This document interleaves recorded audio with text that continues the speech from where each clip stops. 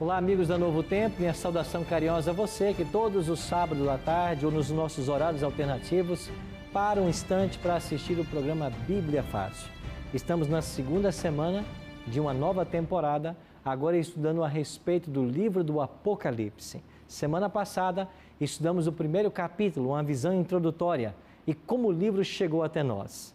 No programa desta semana, nós vamos estudar a respeito das 7 igrejas do Apocalipse e a mensagem que Deus tinha para cada uma delas e a aplicação profética para ao longo da história da igreja cristã. Por isso, você é muito bem-vindo ao nosso segundo estudo do tema do Apocalipse. Nós estamos aqui no Cevisa com 10 amigos que nós convidamos para participar dessa temporada de estudo da Bíblia e a cada semana você vai conhecer um pouquinho melhor os nossos convidados. Hoje eu queria conversar um pouquinho mais com a Patrícia Romania. Isso, é isso? Isso mesmo. Patrícia, seja bem-vinda e você Obrigada. Ficou devendo uma explicação, parece, né? É verdade. Você é de onde mesmo, Patrícia? Então, na verdade eu nasci em Araraquara, mas eu cresci em Américo Brasiliense, que é uma cidadezinha próxima, acho que fica a 7 minutos de Araraquara. Cresci lá e morei assim por muitos anos. E hoje eu retornei para Araraquara. Entendi. Então você também passou em Américo Brasiliense. A família do meu pai toda é de Américo. Toda é de lá? Sim. Ok. Como é que é o nome do teu pai? Você falou, eu não guardei. É Luiz Caetano. Luiz Caetano. Isso. Ok. Você é cantora, é isso? Isso mesmo. Como chama o trabalho que você gravou? É um trabalho solo, né? Meu nome mesmo, Patrícia Romania. Ok. E você vai ter um dia que você vai cantar aqui uma música também, né? Eu vou até escolher uma, viu, do CD, que eu acho que é uma que está em inglês, viu? Ah, Share the Love. Muito bonita. Ah, muito obrigada. Tá joia? Tá joia, tá Seja certo. muito bem-vinda, viu, Patrícia? Obrigada, que bom ter você pastor. com a gente, tá? Muito bom estar aqui. E hoje nós vamos retomar aí o livro de Apocalipse, começando agora no capítulo 2. Você está com a sua Bíblia aberta aí, eu quero convidar você também a tomar a sua Bíblia. O tema que hoje nós vamos estudar fala a respeito das 7 igrejas do Apocalipse. Quando nós olhamos para os capítulos 2 e 3, nós vamos encontrar mensagens de Deus dirigida a estas 7 igrejas. Por que Deus escolheu estas 7 igrejas em específico para enviar estas cartas?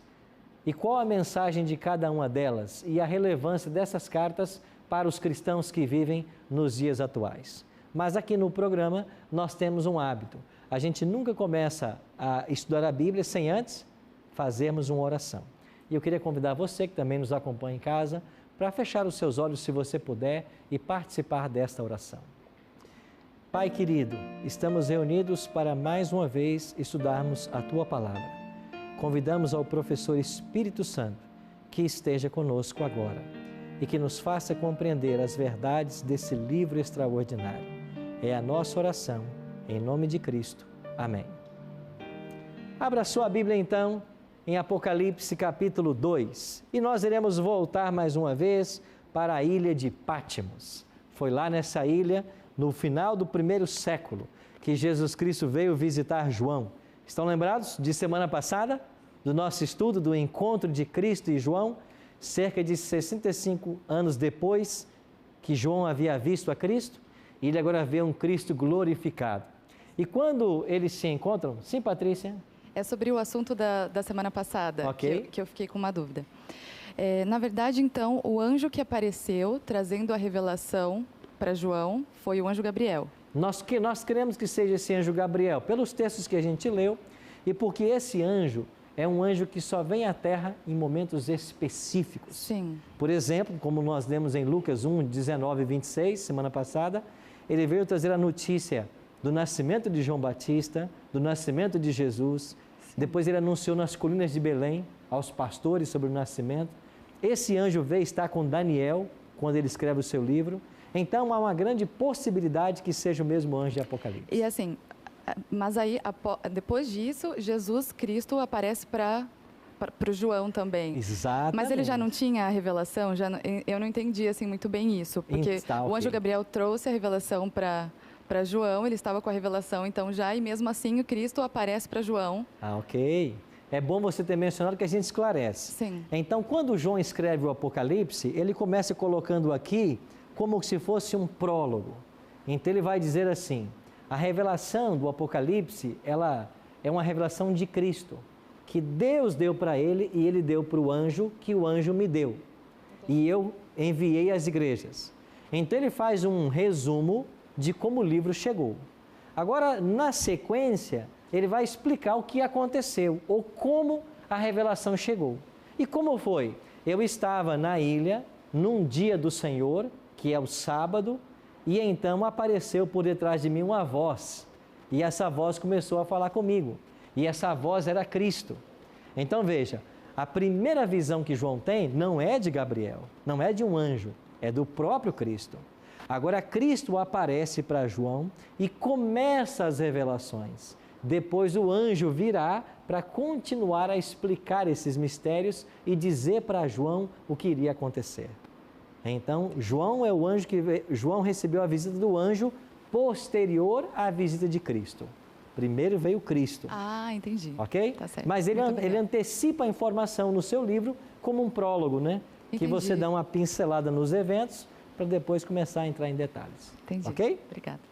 Agora, essa voz que falou com João, diz assim no verso 10: Achei-me espírito no dia do Senhor e ouvi por detrás de mim grande voz, como de trombeta, dizendo: O que vês, escreve em livro e manda às 7 igrejas: Éfeso, Esmirna, Pérgamo, Tiatira, Sardes, Filadélfia e Laodiceia.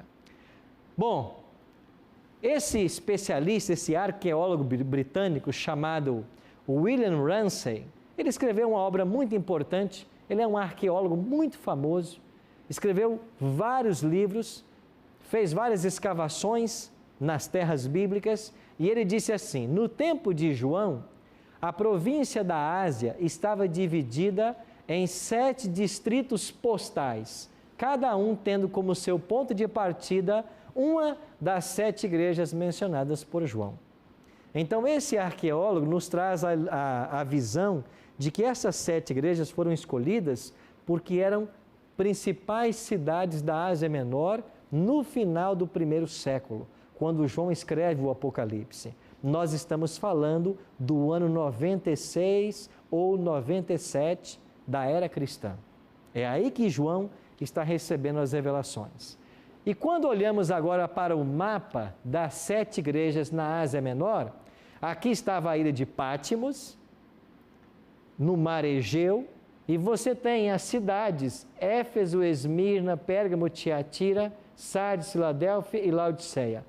Elas estavam numa rota e as cartas foram enviadas a essas igrejas. É claro que haviam outras igrejas em outras cidades. Mas por que Deus escolheu essas 7? Porque cada uma destas igrejas, a situação espiritual que elas viviam nos dias de João, prefigurava uma situação espiritual que a igreja viveria em épocas posteriores.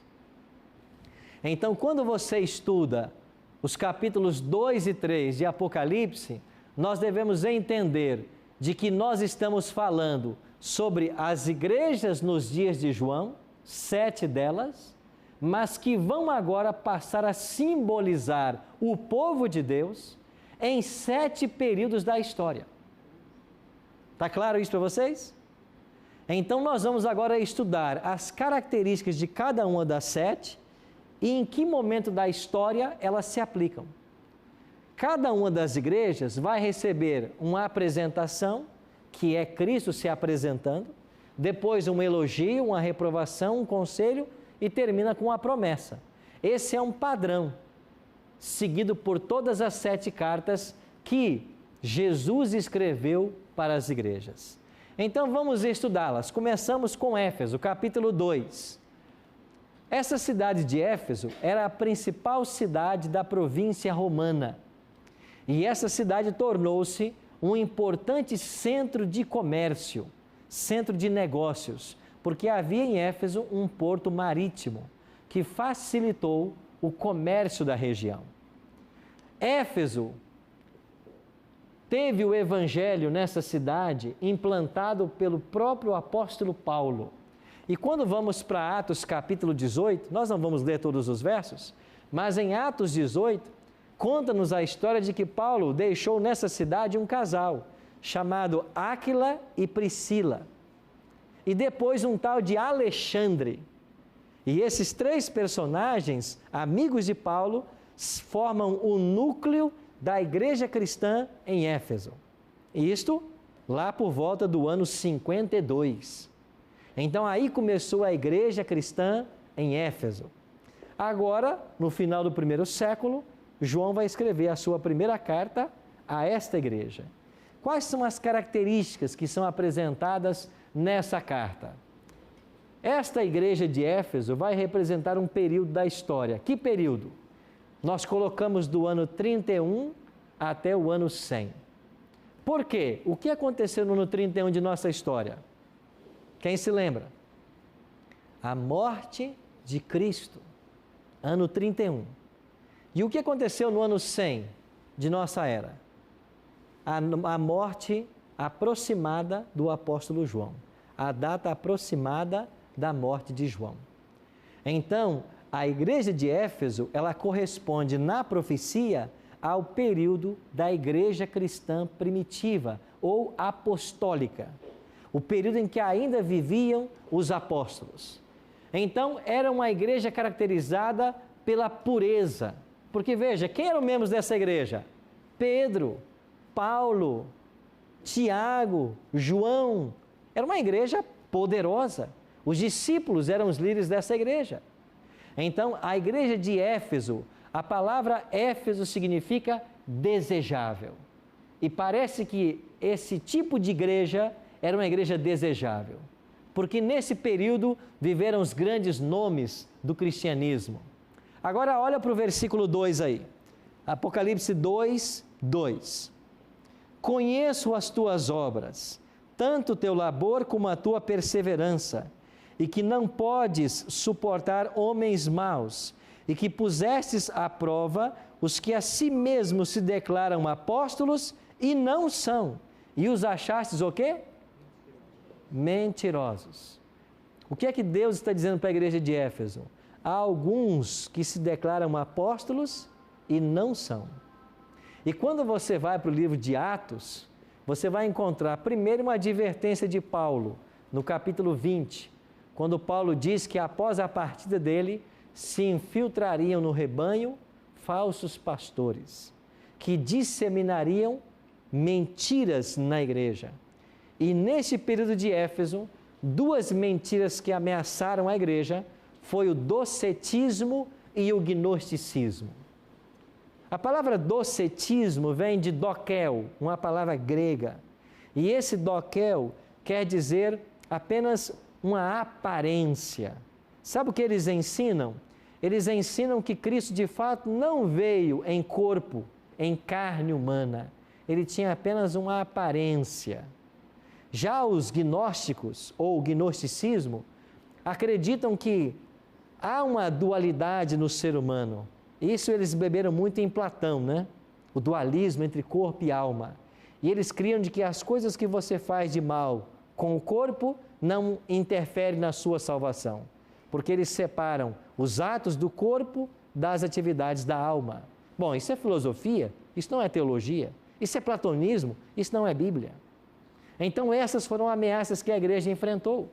E quando eu leio aqui falsos apóstolos que não são de fato, eu me lembro de uma experiência de alguns que pregavam nos dias de Paulo e eles tentaram expulsar demônios. Isso está no livro de Atos, essa história, que ela é até meio cômica. E quando eles foram expulsar alguns jovens endemoniados, os demônios disseram assim para eles: olha, Jesus Cristo nós conhecemos, Paulo nós sabemos quem é, e vocês, quem são? E esses demônios atacaram esses falsos apóstolos, bateram neles, arrancaram as roupas deles, e eles tiveram que fugir. Ou seja, falsos apóstolos. Você está entendendo o momento que vive a igreja de Éfeso? Então, esta igreja de Éfeso vivia um momento nos dias de Paulo, depois nos dias de João, e João, depois que sai da ilha de Patmos, veja, João não morreu lá, como alguns pensam. João sai da ilha de Patmos e volta para Éfeso. E João é um dos líderes da igreja de Éfeso. E lá em Éfeso é que ele morre. Então essa igreja de Éfeso é a igreja da pureza apostólica. E João, quando ele morre, ele dá fim a esse período. No versículo 3 é dito: tens perseverança e suportastes prova por causa do meu nome. Quantas provas já os cristãos suportaram no período de Éfeso? Vamos começar com Pedro e Paulo, esses dois grandes homens do cristianismo, ambos mortos em Roma. Pedro crucificado de cabeça para baixo, Paulo decapitado, ambos mortos em Roma. E cerca de 30 anos depois, o Apocalipse seria escrito, e lá ainda estava João, o vidente de Patmos. No ano 70, a cidade de Jerusalém foi invadida por Tito, um dos generais de Roma, e foi completamente destruída. Aqui destruiu-se o templo que Jesus havia profetizado que não ficaria pedra sobre pedra. No ano 80 foi construído ou terminada a construção do Coliseu Romano. E você sabia que quando o Coliseu foi inaugurado no ano 80, 5.000 cristãos foram mortos aí, nos meses de comemoração, de inauguração?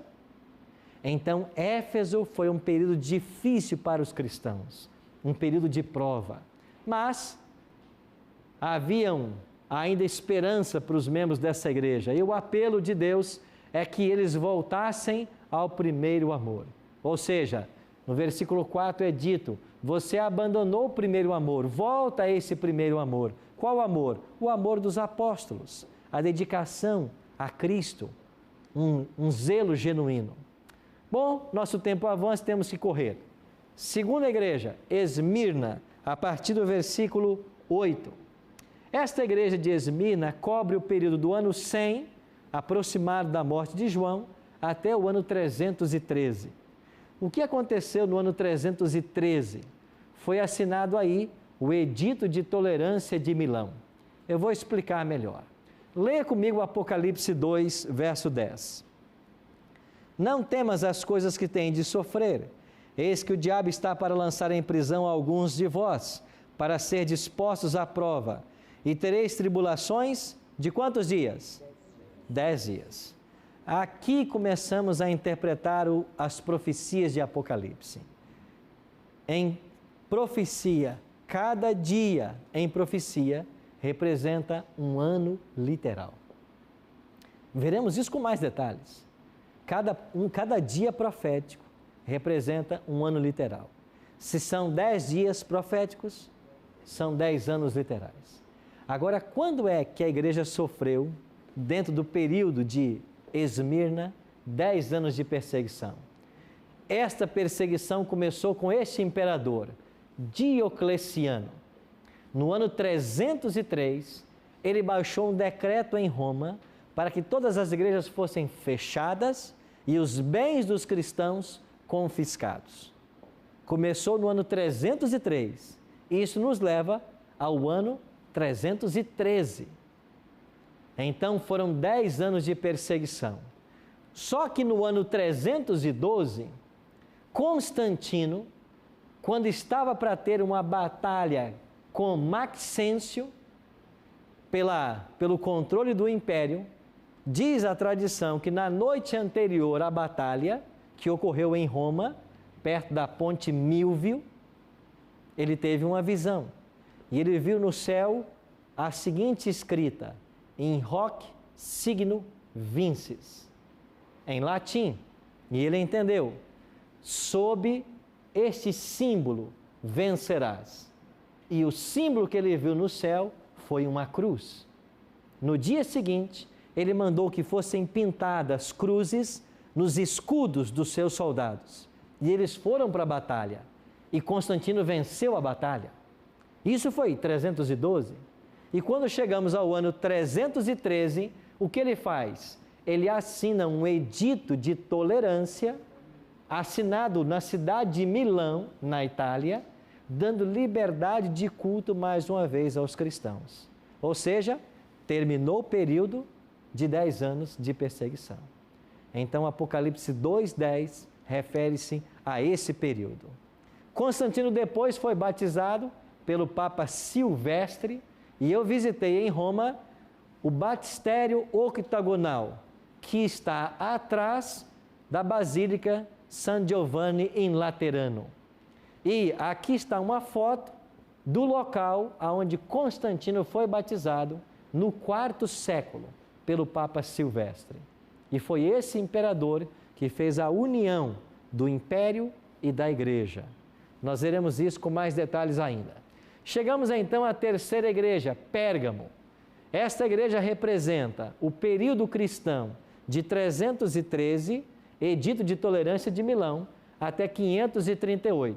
O que aconteceu em 538? Começou a supremacia dos papas. Como foi essa história? Olha o versículo 13. Conheço o lugar em que habitas e onde está o trono de Satanás, e que conservas o meu nome e não negastes a minha fé, ainda nos dias de Antipas, minha testemunha, meu fiel, o qual foi morto entre vós, onde Satanás habita. Por que é dito no Apocalipse que o trono de Satanás estava em Pérgamo? Porque Pérgamo era uma cidade pagã. Haviam vários templos consagrados a vários deuses. E nesses templos se praticavam religiões não cristãs, politeístas, religiões voltadas para tradições, religiões voltadas para os deuses do paganismo. Por isso diz o Apocalipse que o trono de Satanás estava em Pérgamo. Agora a história de Pérgamo estava para mudar, e ela começa a mudar com Constantino, que assina o Edito de Tolerância em 313, e em 380, Teodósio I vai promulgar um edito tornando o cristianismo a religião exclusiva do Estado. Assim, agora a igreja de perseguida passou a ser a religião oficial. Mas ao mesmo tempo que tornou-se a religião oficial, ela arrefeceu na sua fé. Ou seja, ela começou a perder o poder. E ao invés da igreja mudar o mundo, a sociedade começou a transformar a igreja. Nós iremos para o intervalo e assim que voltarmos, vamos entender o que aconteceu no ano 538, que deu fim ao período de Pérgamo, a terceira igreja de Apocalipse.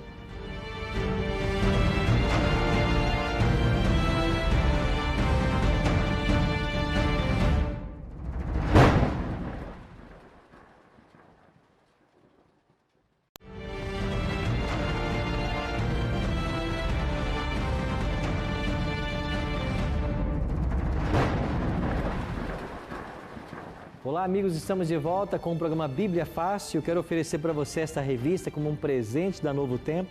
Aqui nós temos todos os 18 estudos que faremos no Bíblia Fácil nessa temporada. Essa revista sai inteiramente grátis para você, basta solicitá-la através do nosso telefone ou através da internet. Aí vão aparecer na legenda os contatos para que você peça esse presente da Novo Tempo e participe dos estudos que nós teremos aqui. No final da revista tem um questionário. Se você responder esse questionário e devolver para Novo Tempo, você poderá ganhar um DVD sobre o Apocalipse que nós gravamos em uma ilha, não em Patmos, mas em Angra dos Reis, no Rio de Janeiro. Você então pode responder o questionário e se acertar mais de 70%, você receberá em sua casa também esse DVD, um presente da Novo Tempo para você. Terminamos o primeiro bloco falando a respeito da igreja de Pérgamo, aonde estava o trono de Satanás. E esse período de Pérgamo se estendeu até o ano 538, quando começa a supremacia dos papas. Agora, como o Império Romano abriu caminho para que os papas chegassem a ter autoridade? Bom, tudo começou, segundo Edward Gibbon, esse historiador britânico, com as invasões bárbaras. Tribos bárbaras vindas do norte da Europa começaram a invadir a Itália a partir do ano 352. E ele lista ali 10 tribos: os érulos, vândalos, ostrogodos, burgundos, suevos, saxões. Essas tribos entraram na Itália e começaram a minar a autoridade de Roma, de tal forma que o imperador de Roma veio a cair. O Império Romano não perdeu o seu poder para nenhum outro império mundial. Ele foi minado em suas bases. E aqui nós temos um desenho que alguém fez falando a respeito de Rômulo Augusto se rendendo a Odoacro, que era o líder de uma dessas tribos na cidade de Ravenna, no ano 476 de nossa era. Ou seja, em 476 caiu Roma Ocidental. Sai de cena a figura do imperador. Rômulo Augusto foi o último. E quando sai de cena a figura do imperador, qual é a figura que sobrou? Os bispos, um em cada cidade. E esses bispos que estavam nas cidades, eles começaram a ter mais autoridade com a queda do imperador. E os bispos começaram a considerar o bispo de Roma como sendo a maior autoridade entre eles. No ano 533 de nossa história, Justiniano, que era imperador de Roma Oriental, vai baixar um decreto declarando ser o bispo de Roma o cabeça de todas as igrejas. E os outros bispos começaram a chamar o bispo de Roma de pai deles, em italiano, Papa. Então aí surge essa expressão. E agora o bispo de Roma torna-se o Papa. E as tribos bárbaras que haviam derrotado o império se submetem ao papado, com exceção de 3, os érulos, vândalos e ostrogodos. Esses que não aceitaram a supremacia do Papa foram perseguidos e expulsos de Roma. E a última tribo a ser expulsa de Roma foi os ostrogodos, no ano 538. Então, o ano 538 é o ano onde se inicia profeticamente a autoridade dos papas, o que nós chamamos a supremacia dos papas ou supremacia papal. Terminamos o período de Pérgamo e vamos agora para a quarta igreja do Apocalipse, Tiatira. O que acontece nesse período de Tiatira? Olha para o versículo 20. Tenho, porém, contra ti o tolerares que essa mulher, Jezabel, que a si mesmo declara profetiza, não somente ensine, mas ainda seduza os meus servos a praticarem a prostituição e a comerem coisas sacrificadas a ídolos. Como eu disse para vocês, o pano de fundo para entender o Apocalipse é o Antigo Testamento. E lá no livro de 1 Reis, nós temos a história dessa Jezabel, que era casada com o rei de Israel, Acabe. E esta rainha levou o povo de Deus ao pecado da idolatria, influenciando Acabe. Ou seja, no período de Tiatira, a igreja começou a ser influenciada, como Jezabel fez com Israel. E agora costumes e tradições começaram a se infiltrar dentro da igreja. E a igreja que outrora cria apenas na Bíblia, como regra de autoridade, agora passa a receber várias tradições, vários costumes. Mas, dentro desse período, nós temos um povo leal à Bíblia ainda. Por exemplo, os valdenses. Os valdenses, os albigenses, os huguenotes, eram povos que habitavam norte da Itália e sul da França, mesmo o território francês, os huguenotes, mas eram pessoas leais apenas à palavra de Deus. E nessas regiões isoladas da terra, eles mantiveram acesa a chama da verdade. Por causa disso foram perseguidos e muitos foram mortos. E esse período de Tiatira vai terminar com um monge de Wittenberg, Martinho Lutero, no ano 1517. Quando Martinho Lutero dá início à Reforma Protestante, terminamos o período de Tiatira. A igreja estava corrompida, mas agora Deus levantou este homem para que as verdades da Bíblia voltassem a ser pregadas. E uma delas, pregadas e definida por Lutero, foi a questão de que ninguém pode comprar a sua salvação. Lutero condenou a venda de indulgências, a venda de salvação, a venda de terrenos no céu. E ele combateu fortemente isto. Então Deus, em todos os momentos da história, sempre teve pessoas sinceras, que se opunham às mentiras que eram ensinadas. 1517, damos início à igreja de Sardes, e esta igreja vai se estender até 1798, que é a data que termina a supremacia papal. O que aconteceu durante a época de Sardes?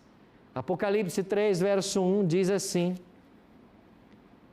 ao anjo da igreja em Sardes escreve: estas coisas diz aquele que tem os 7 Espíritos de Deus e as 7 estrelas. Conheço as tuas obras, que tens nome que vives, mas estás morto. A reforma protestante, a princípio, começou de uma forma extraordinária. Levou o povo de volta para a Bíblia, mas daqui a pouco veio um movimento chamado Contra-Reforma. E os grandes reformadores foram todos tombando, e mais uma vez a igreja começou a viver de aparências, dos dogmas, das tradições. Por isso a mensagem para ela é: tem nome de que vives, mas estás morto. A fé começou mais uma vez a ser corrompida. Todavia, Apocalipse 3, 4 diz: tens contudo em Sardes umas poucas pessoas que não contaminaram suas vestiduras e andarão de branco junto comigo, pois são dignas disso. Mesmo em Sardes, nessa igreja que se corrompeu novamente, Deus tinha pessoas sinceras.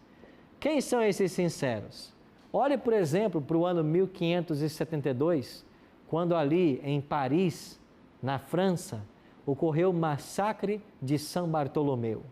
Recebeu este nome na história porque esse massacre se deu no dia de São Bartolomeu. A rainha havia colocado sua palavra, empenhado sua palavra em proteger os cristãos, mas na noite anterior ela voltou atrás e os soldados do império invadiram as casas dos cristãos, arrancavam estes para fora e os matavam. Em 3 meses, na França, cerca de 70 mil cristãos foram mortos a partir do massacre de São Bartolomeu. Isso tudo com o apoio do Papa. Tanto é que quando a notícia do massacre de São Bartolomeu chegou lá em Roma, o castelo de Santo Ângelo soltou uma salva de canhões e Roma fez uma festa, acreditando que com a morte dos cristãos estavam morrendo os hereges. Mas quem eram os hereges? Na visão dos papas, aqueles que criam na Bíblia. Mas como pode ser herege alguém que crê na verdade? E milhares da fina flor da sociedade francesa foram mortos nesse massacre. Pessoas de alto intelecto, culturas nobres, todos foram mortos. E por que isso aconteceu? Porque era uma estratégia da igreja, manter as pessoas na ignorância, para que o poder ficasse sempre em suas mãos. Este período de perseguição continuou até o ano de 1798. E o que aconteceu nesse ano que deu fim a esse período de Sardes? O Papa da época, Pio VI, foi preso por ordem de Napoleão Bonaparte. Em fevereiro de 1798, no aniversário de sua coroação, o general Berthier e um outro chamado Servane, generais de Napoleão Bonaparte, entraram na Capela Sistina no aniversário de coroação do Papa e deram ordem de prisão. E aí o Papa foi preso. Com a prisão do Papa, terminou a supremacia papal, que havia começado em 538 e se estendeu até 1798. 1260 anos de supremacia. Eu voltarei a esse tema ainda, porque o Apocalipse vai tratar dele com mais detalhes. Terminamos o período de Sardes e chegamos a Filadélfia. A palavra Filadélfia significa reavivamento. De fato, a igreja estava para passar por um reavivamento. Terminou a supremacia papal. A Bíblia voltou a ser estudada. De uma forma especial, o livro de Daniel. E em Apocalipse, capítulo 3, verso 8, é dito que Jesus é aquele que tem uma porta aberta e que ninguém pode fechar. Mas quando ele fechar essa porta, ninguém mais poderá abrir. Interessante que é dito sobre esta igreja, de que ela guardastes a minha palavra e não negastes o meu nome. No versículo 8. Ou seja, nesse período de Filadélfia, há um sincero reavivamento na igreja.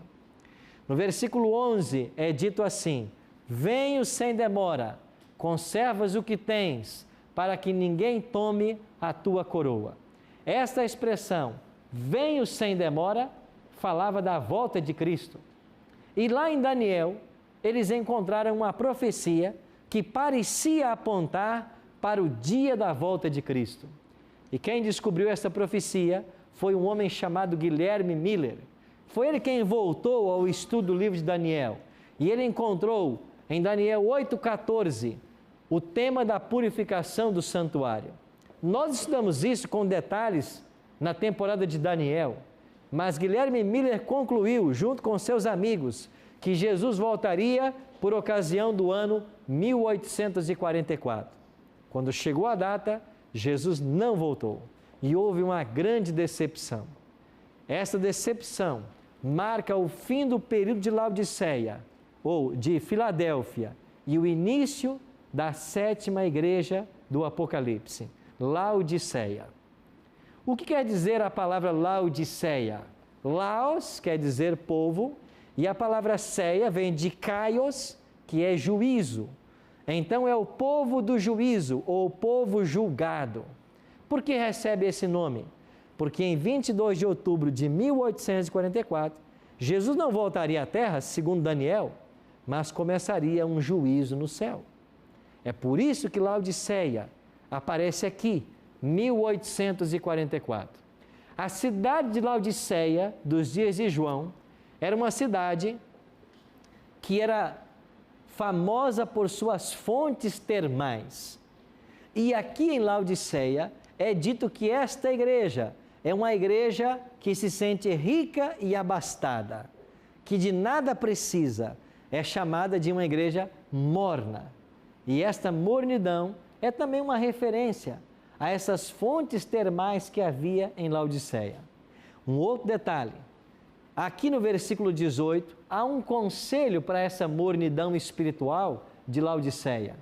Apocalipse 3,18 diz assim: aconselho-te que de mim compres ouro refinado pelo fogo para te enriqueceres, vestiduras brancas para te vestires, a fim de que não seja manifesta a vergonha da tua nudez, e colírio para ungir os teus olhos. 3 remédios: ouro, vestes, colírio.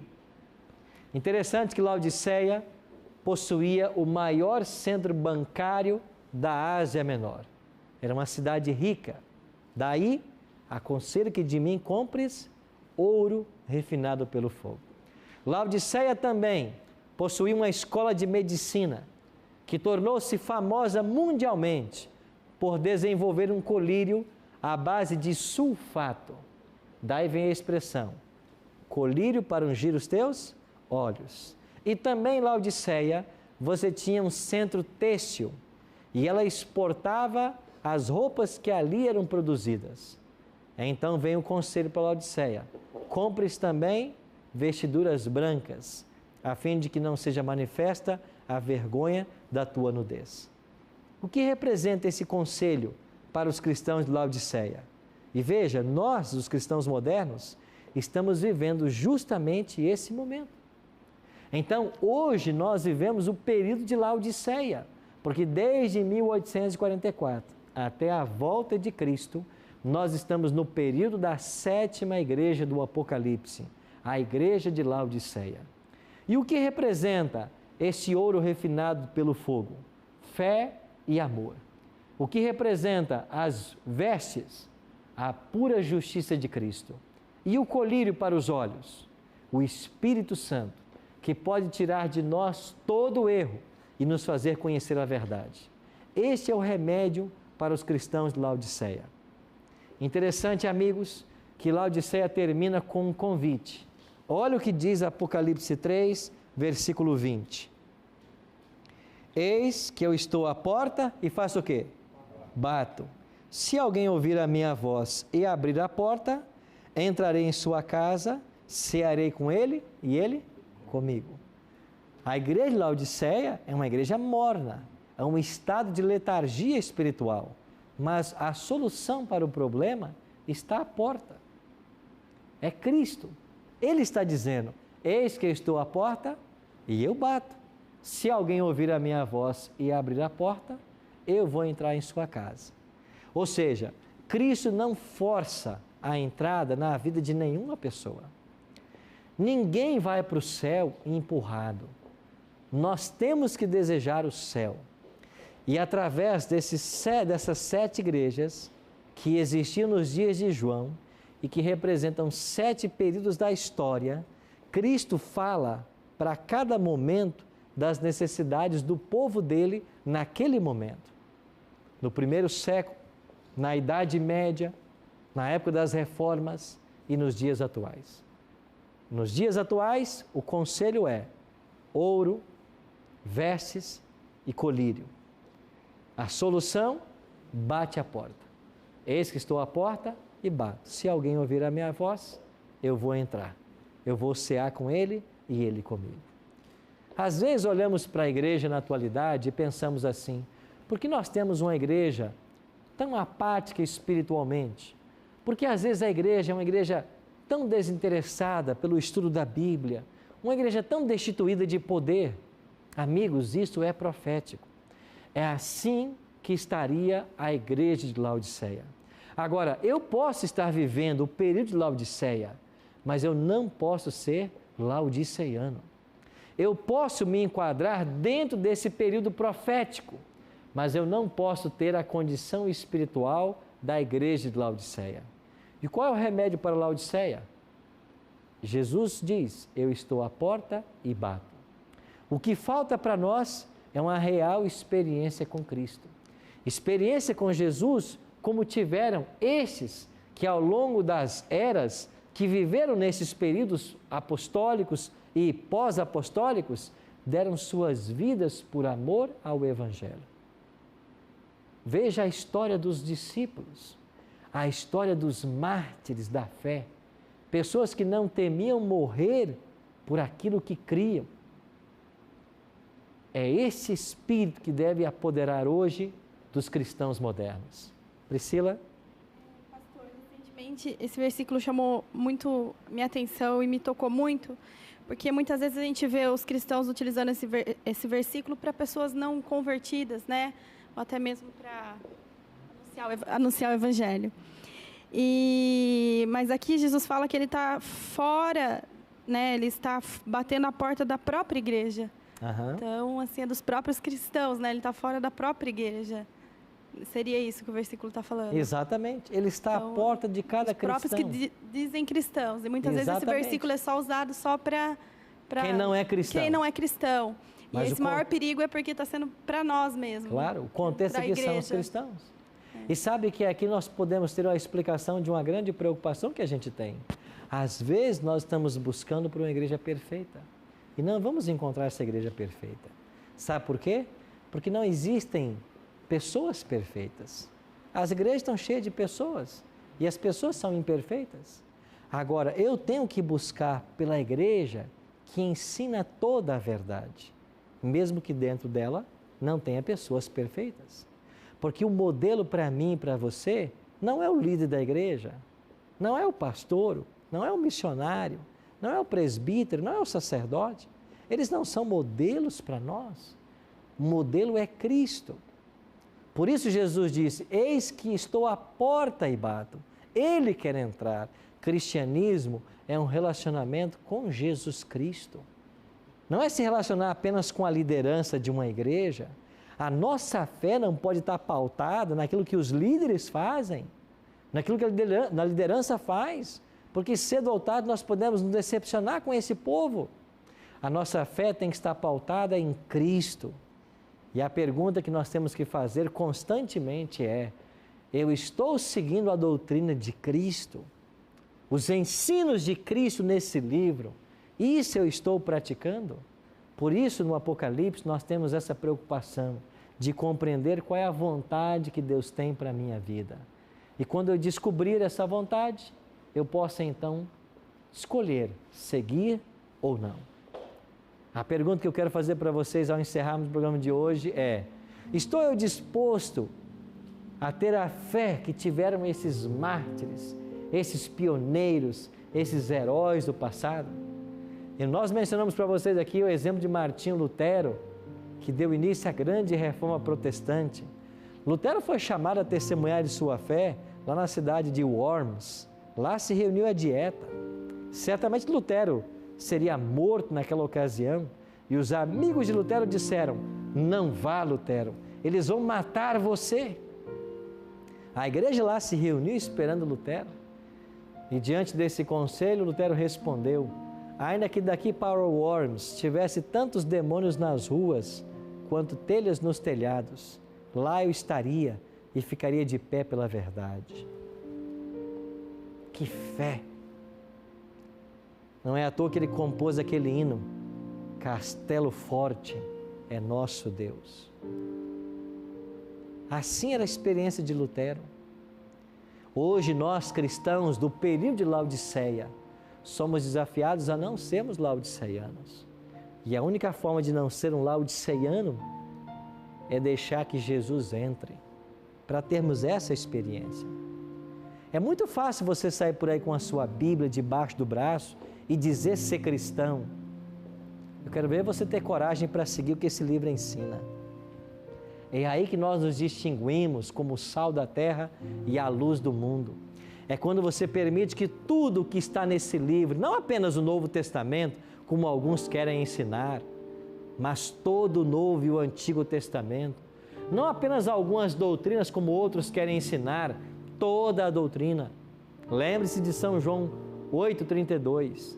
Jesus prometeu que a verdade liberta, mas é toda a verdade.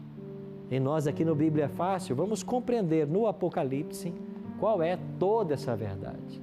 E a primeira que nós estamos aprendendo hoje é que em todas as eras Deus teve um povo sincero, que a despeito da paganização da igreja, a despeito dos dogmas e tradições que vieram para dentro da igreja, Deus teve seu povo fiel. E hoje Ele tem o seu povo fiel, espalhado em milhares de igrejas no mundo inteiro. Agora Deus está chamando esse povo fiel. Deus está convidando você que é um fiel de Cristo. Sabe para quê? Para abrir a porta do seu coração, para que a influência do Espírito Santo alcance sua vida. Eu vou convidar o pastor Jairo, é sobre isso que ele vai cantar agora. E ele vai falar que quando o vento do Espírito soprar, o seu coração tem que se abrir a esta influência extraordinária.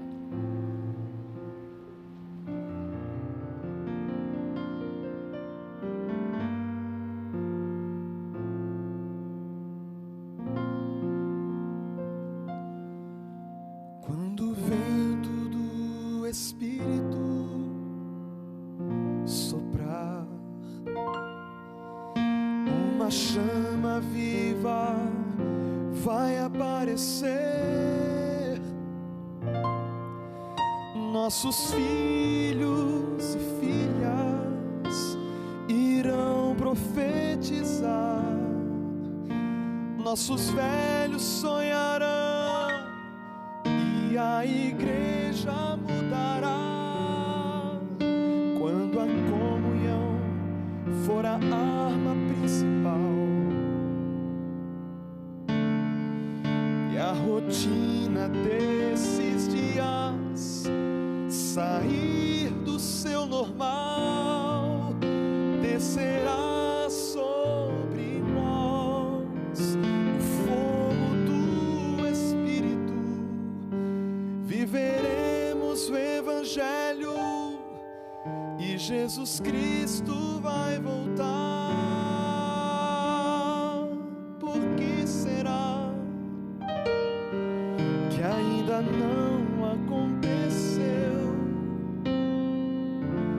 Por que razão não temos fogo a queimar? Pecados escondidos, uma fé adormecida, mandamentos que insistimos em quebrar. Por que razão? Por que será? Temos tudo nas mãos, mas não há fogo no altar. Mas quando o vento do Espírito soprar, uma chama viva vai aparecer. Nossos filhos e filhas irão profetizar, nossos velhos sonharão e a igreja mudará. Quando a comunhão for a arma principal e a rotina desses nossos dias sair do seu normal, descerá sobre nós o fogo do Espírito. Viveremos o Evangelho e Jesus Cristo vai voltar. Viveremos o Evangelho e Jesus Cristo vai voltar.